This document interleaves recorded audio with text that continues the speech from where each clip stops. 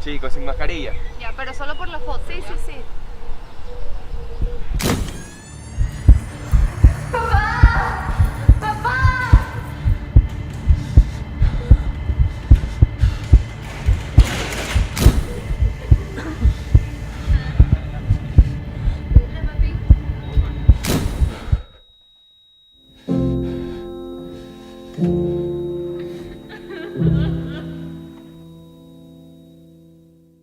Autorización número 00846. CNE, Elecciones Generales 2021.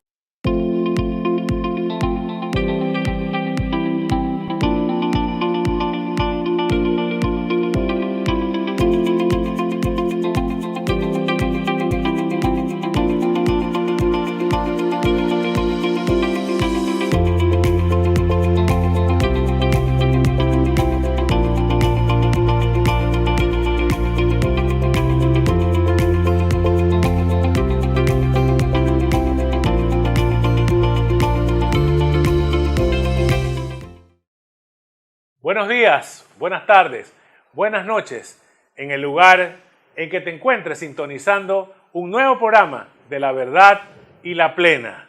Un programa que en esta segunda temporada busca enfocar temas trascendentales para la ciudadanía.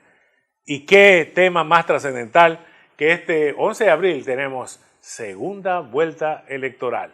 Hoy con una invitada que nos visita por segunda vez, ya vamos a firmar un acuerdo para que cada año, en cada temporada, tengamos a la economista María Elsa Viteri. Bienvenida a La Verdad y la Plena. Así es, muchísimas gracias, Beto. Bueno, yo encantada, no hacen falta contratos de por medio, para mí es un gusto, un placer poderme reunir a través de ustedes con esta inmensa cantidad de gente, porque sé que tienen un seguimiento increíble y es merecido además, porque creo que apuntan a la verdad y la plena, pues. Tratamos de hacer un enfoque un poquito diferente. Nos dicen que la verdad son las medallas, lo que buscamos siempre transmitir. Pero la plena es lo que está en la mente del electorado, del ciudadano, de finalmente cómo te juzga. Y a veces ese es el principal error que se comete en política. Creer en tu entorno y no ir un poquito más allá. Es el error que se comete en todos los niveles. Y yo siempre lo expreso de esta manera, ¿no? Una cosa es ser experto en PowerPoint y otra cosa es majar lodo. Es así. En todo realmente hay que llegar a donde, a quienes realmente afectan las cosas, ¿no? Y si estás dentro del campo de la consultoría, del marketing, si tu interés al ver este programa es aprender un poquito de marketing político, si no te gusta pisar calle, no es tu programa. Hay que pisar calle para cazar insights, los famosos insights que la gente habla, que mueven las conductas de la ciudadanía.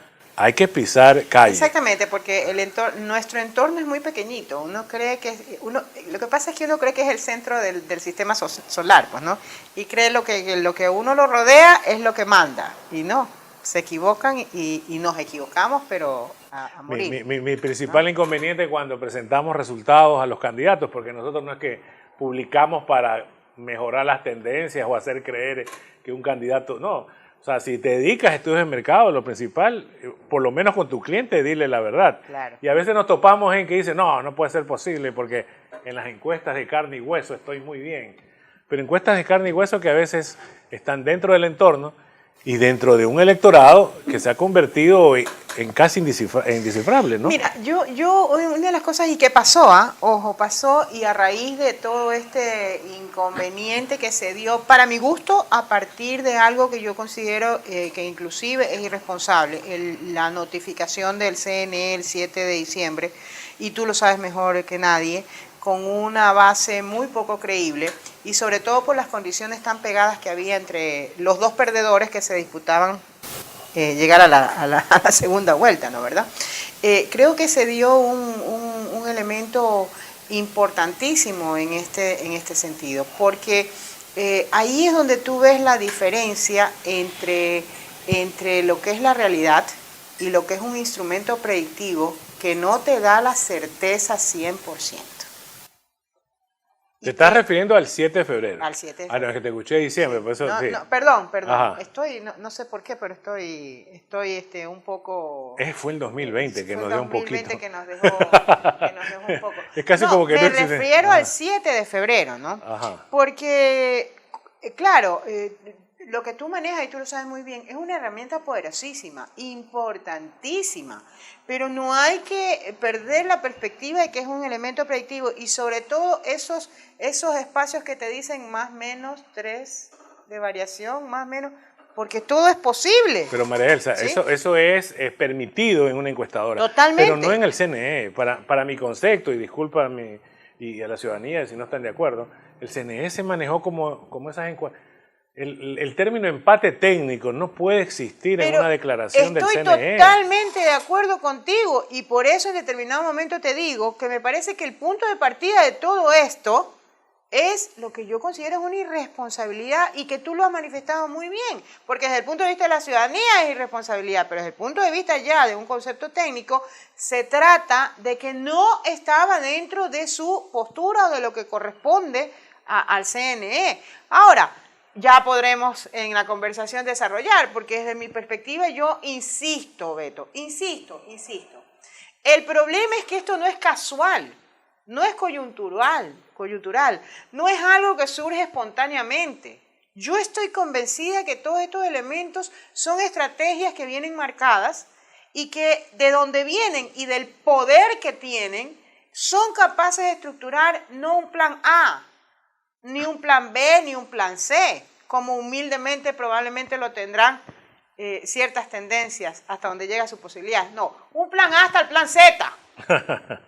¿Ya? Entonces tiene la posibilidad de cubrir la mayor cantidad de probabilidades de que ocurra, con un seguimiento y con una estrategia, insisto, que está planificada. Entonces por eso tienen una supuesta capacidad de respuesta muy buena. No, no es eso. Es que tienen estudiado desde el principio. Dicen en Chile, hay un dicho que dice, eres perseguida. Eres perseguida es cuando dicen que tienes el tema de que tú ves fantasmas donde no hay.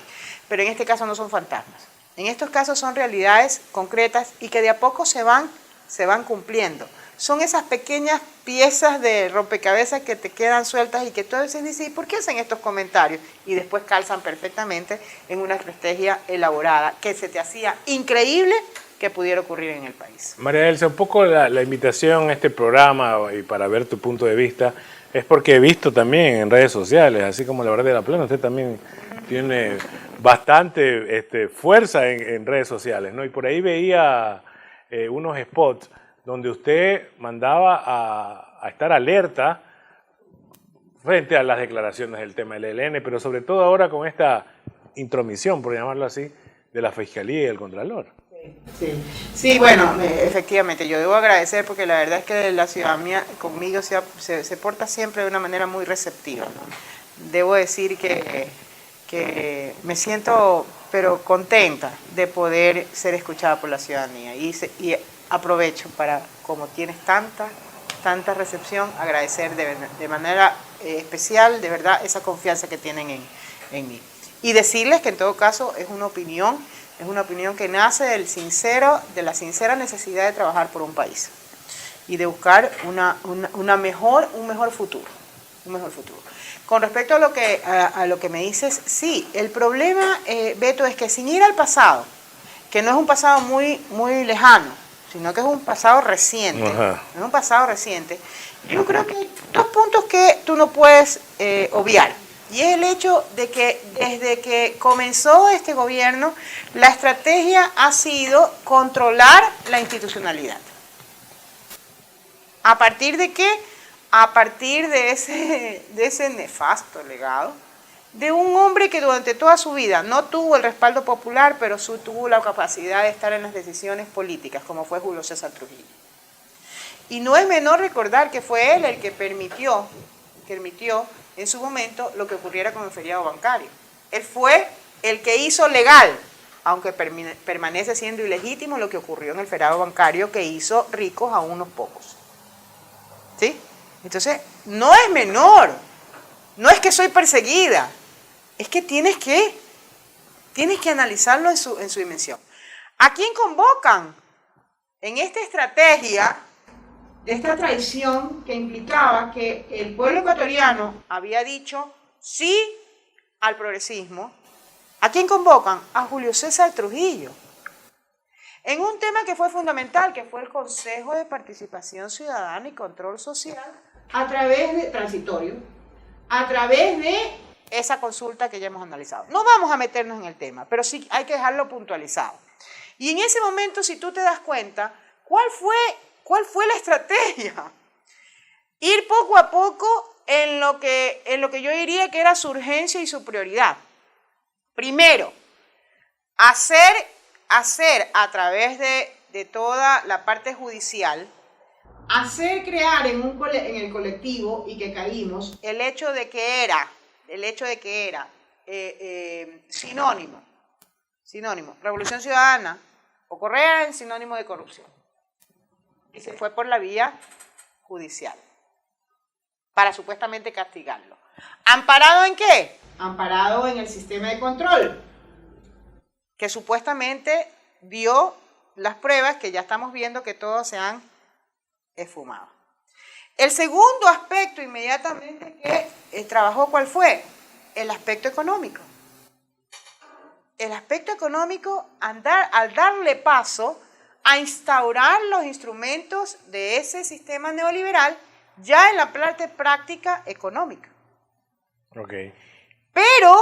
Pero se adelantó con algo muy importante. Por supuesto que el resto de institucionalidad estaba al servicio de todo esto, pues, ¿no? Pero esos eran los ejes centrales. Y el último eje central fue el Consejo Nacional Electoral. ¿Por qué? Porque sabían que en algún momento tenía que venir el relevo. ¿Sí? Entonces tenían que asegurar algo que es sencillito. El neoliberalismo no solamente es un modelo económico, es un sistema social. ¿Cómo funciona? Directrices internacionales, aliados estratégicos nacionales que necesitan de la institucionalidad del Estado para poder operar completa y libremente. ¿Por qué? Porque ya el entorno internacional se encargó de tener la institucionalidad internacional a su favor. Fondo Monetario Internacional, OEA y todo. Pero ante ese escenario...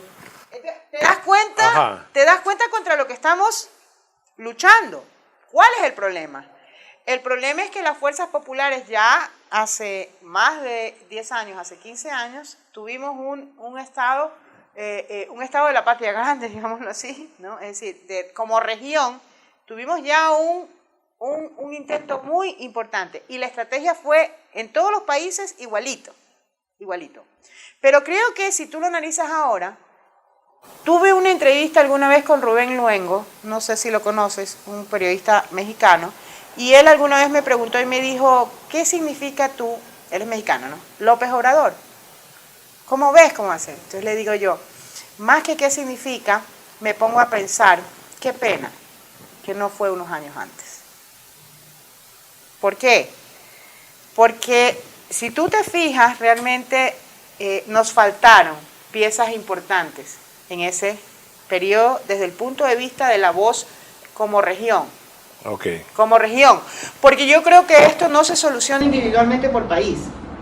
Esto se soluciona como una voz como región. Claro, todo el COVID y toda esta circunstancia, de alguna manera, creo que nos empuja justamente a recuperar esa voz. Porque el panorama, si tú lo ves así como yo lo describo, dices, bueno, ¿y qué camino nos queda?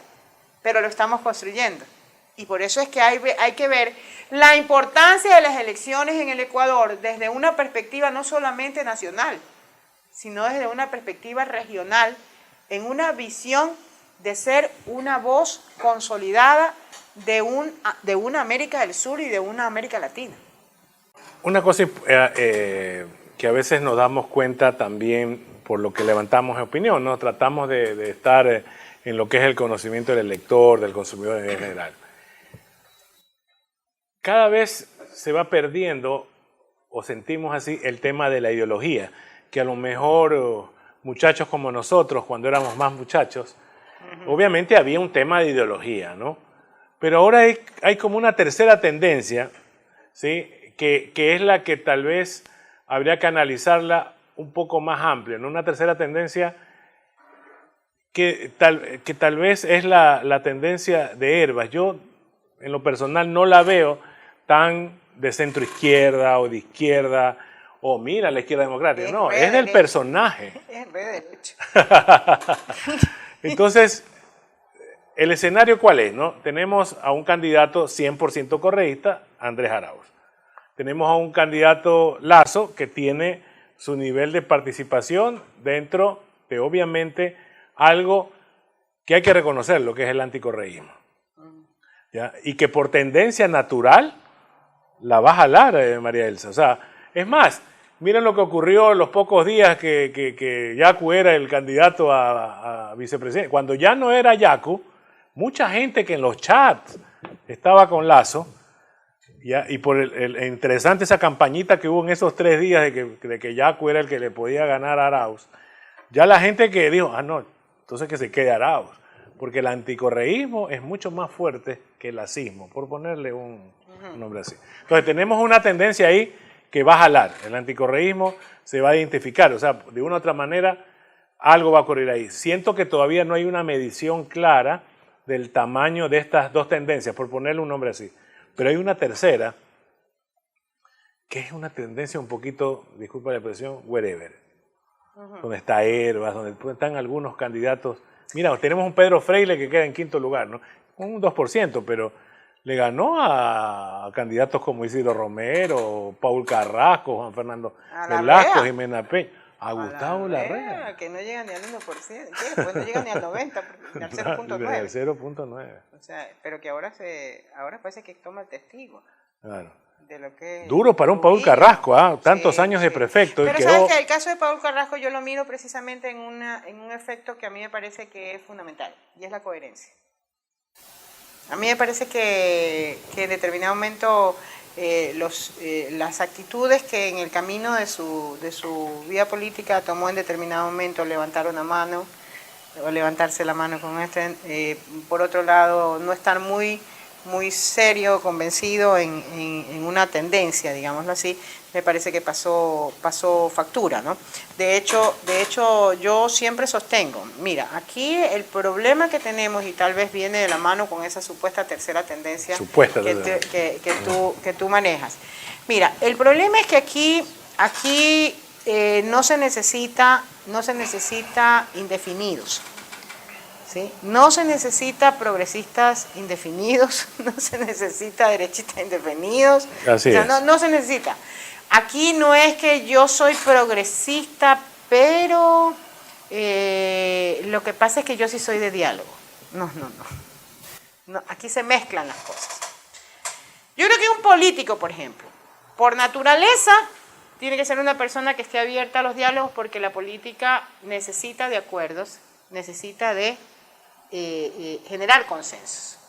Por lo tanto, esa concepción de apertura no es característica de una tendencia o no, es característica del político. ¿Sí? Igual que la corrupción.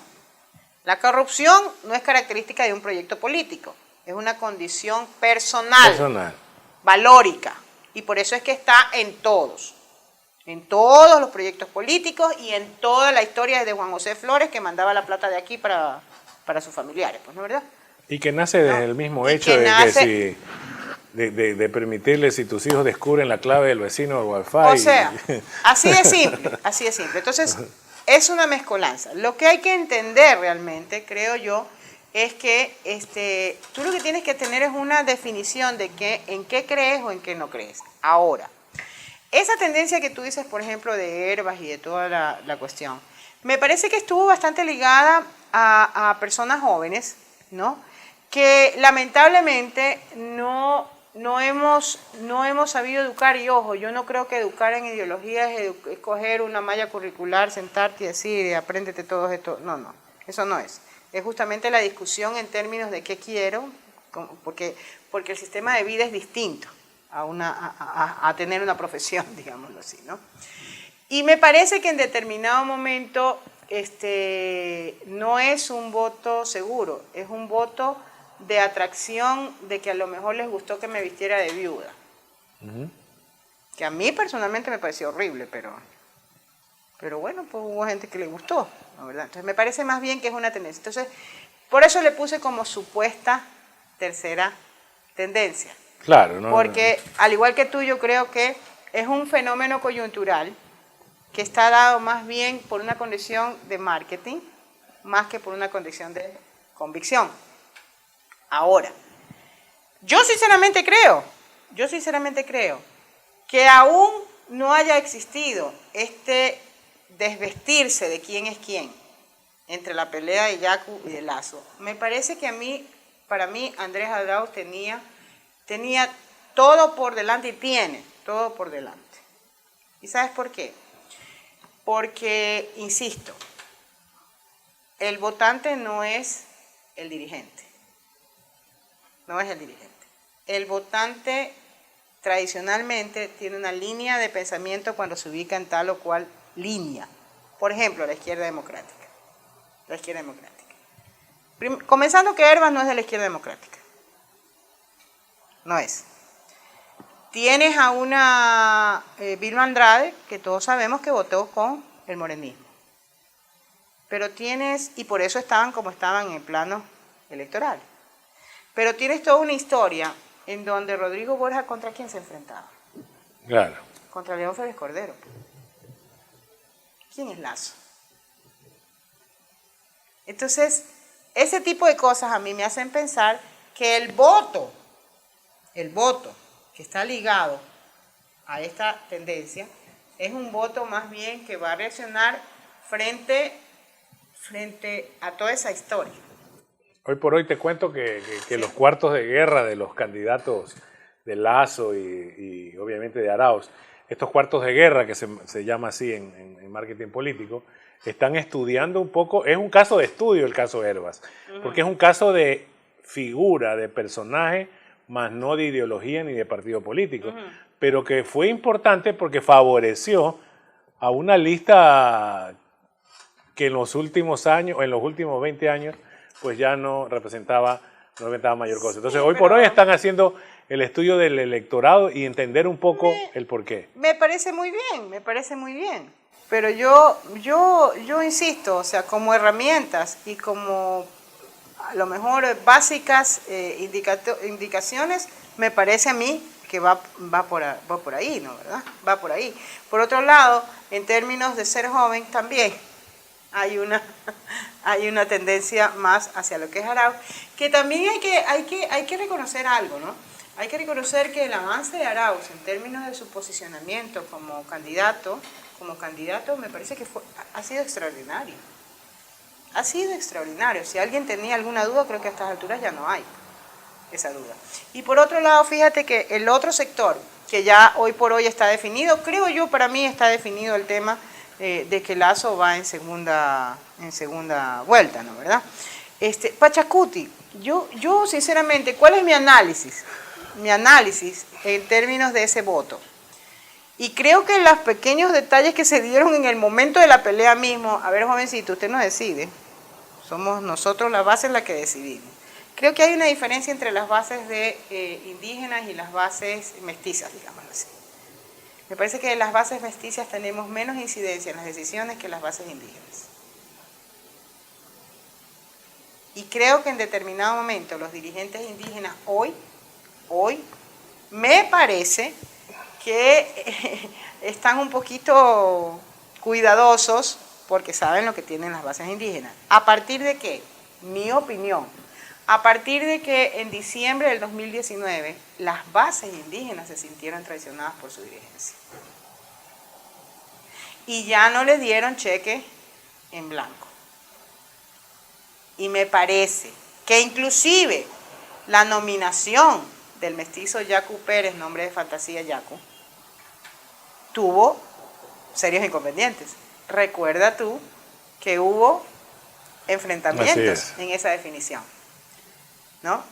Y me parece que hoy las bases indígenas le están diciendo y están haciendo notarse que ya no los defraudan como los defraudaron en diciembre del 2019.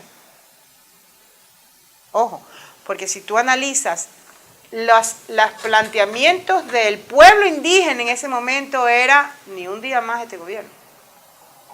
No pedían ninguna firma de acuerdo, como lo hicieron los dirigentes. A estas alturas del partido, en esta situación en que vivimos, en una situación angustiosa, lo que tú mides o lo primero que evalúas es, ¿sabes qué? ¿Qué me está afectando? ¿Cómo salgo del atolladero? ¿Cómo salgo y cómo me quito de encima todo lo que me está molestando? ¿Qué son? Ahogamiento del sistema financiero. No tener trabajo. No tener alimento. No tener atención médica. No tener vacunas. No tener nada. Duplicación del costo del diésel. Corrupción, ahora sí como nunca se ha visto. Entonces, ese tipo de elementos, tú no necesitas tener, haber leído o haber identificado o haber investigado acerca de la ideología. ¿No ves que te estás yendo en contra del elemental elemento de supervivencia? 12 de abril 2021, un día después de las elecciones de la segunda vuelta.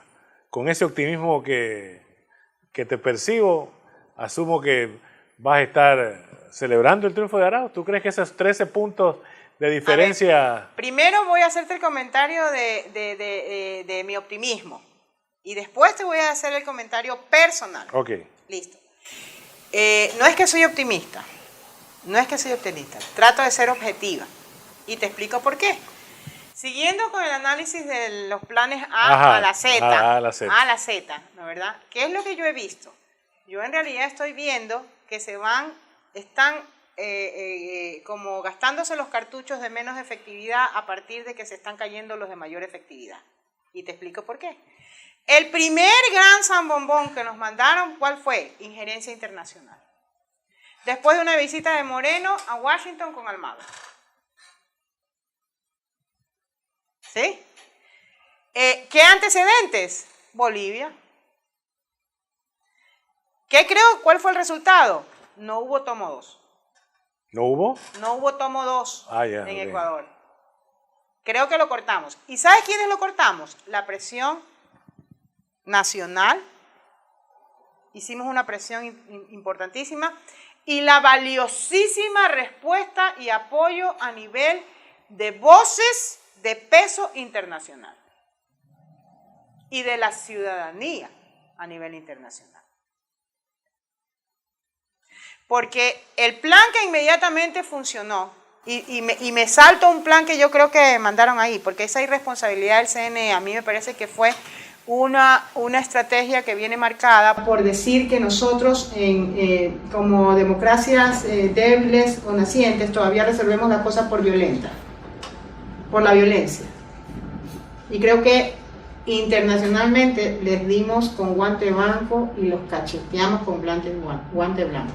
Porque el pueblo ecuatoriano ha sido impecable y su respuesta ha sido democrática. La gente se peleaba por votar. Y la gente se quedó sin votar. ¿Sí? Se esperaba un ausentismo histórico y la no gente se peleaba por votar. Entonces, nosotros creo que tuvimos un comportamiento impecable como votantes, como democracia. Y sin embargo, la respuesta a mí me parece que esa irresponsabilidad iba por la vía de darle razón al estigma que nos vienen a nivel internacional. Las democracias como ustedes son democracias violentas. ¿Por qué? Porque lo que hizo fue poner una vulnerabilidad muy grande dándole posibilidades a un grupo que tradicionalmente ha reclamado con la fuerza, no necesariamente con violencia, sino por la fuerza, pero que hoy está aliado con grupos que sí son muy violentos.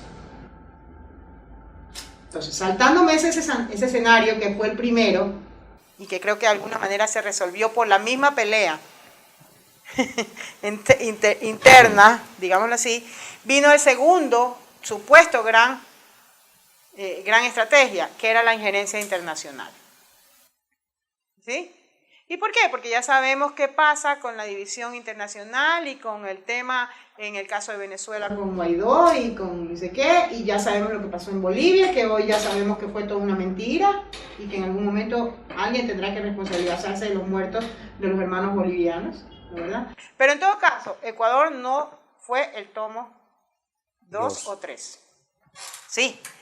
Y fue a partir de una reacción interna muy importante de la ciudadanía que defendió la democracia, sumada al apoyo que debemos de reconocer a nivel internacional.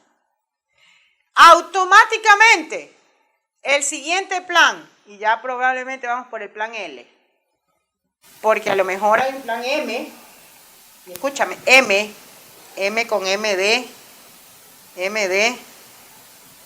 órdenes. Escúchame, ya yo creo que vamos por el plan L. Automáticamente es, nuevamente, como me has dado palo con lo de la injerencia internacional, ahora me voy por el lado de la injerencia nacional porque yo tengo el poder. Y surge la nueva intervención de la Contraloría y de la Fiscalía. Pero mira la diferencia, Celi es ducho. Yo creo que la señora fiscal es menos despierta, probablemente por menos experiencia. Y ya Celi no dice, voy a hacerlo, pide permiso al CNE para hacerlo. Porque el envío que le manda es prácticamente, no es que directamente, sino que le dice, ¿sabe qué? Permítame, porque hay ciudadanos que quieren que yo investigue. Lo primero que yo hubiera hecho, lo primero que yo como ciudadana le reclamo al Contralor es que no se esconda en la generalización. No me diga hay ciudadanos que.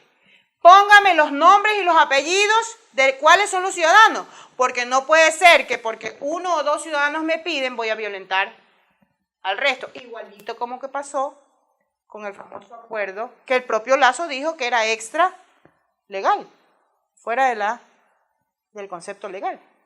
Correcto. Entonces, lo primero que aquí habría que preguntarle a Celi es decirle, bueno, ¿cuáles fueron los ciudadanos que lo motivan a esta injerencia?